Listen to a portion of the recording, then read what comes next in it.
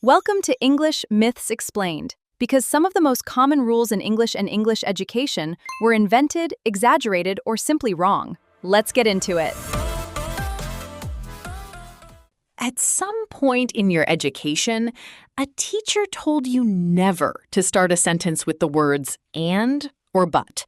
It was presented as a firm rule, a mark of poor writing, something educated people simply do not do.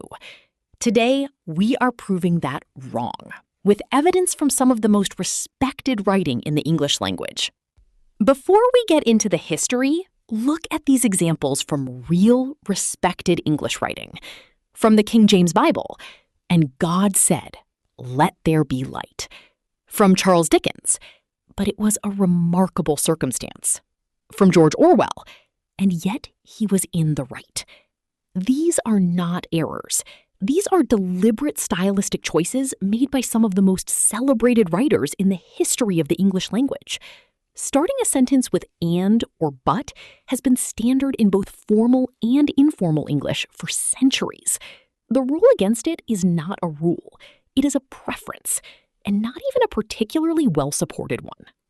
The prohibition against starting sentences with and or but emerged in the 19th and early 20th centuries as part of a broader movement to make written English more formal and structured. School teachers began enforcing it as a way to discourage young students from writing rambling, poorly constructed sentences, the kind that string clauses together endlessly with and then, and then, and then. The rule was a teaching tool for beginners. It was never intended as a permanent law of the language. Somewhere along the way, it became treated as one, and generations of learners internalized it as an absolute prohibition that professional writers have never observed. Open any quality English newspaper, novel, or essay, and you will find sentences beginning with and but throughout. They serve a specific function. Starting a sentence with but signals immediate, direct contrast.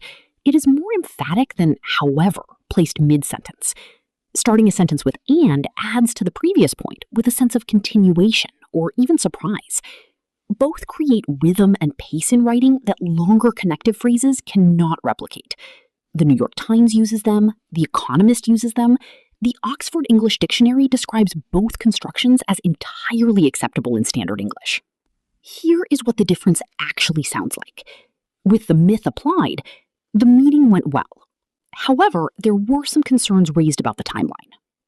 Breaking the myth, the meeting went well, but there were some concerns raised about the timeline. The second version is more direct, more natural, and more emphatic.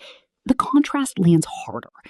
In professional English communication, where clarity and impact matter, starting with but is often the stronger choice. However, has its place in formal writing. But it is not the only option, and it is not always the better one. You can start sentences with and but. Educated native speakers do it constantly. Professional writers do it deliberately. The rule against it was a classroom tool for beginners that was never meant to follow you into adult professional life. Use these words at the start of sentences when the rhythm and emphasis call for it, and do it with complete confidence. That is 2 myths down. Subscribe to Fluent Daily for more.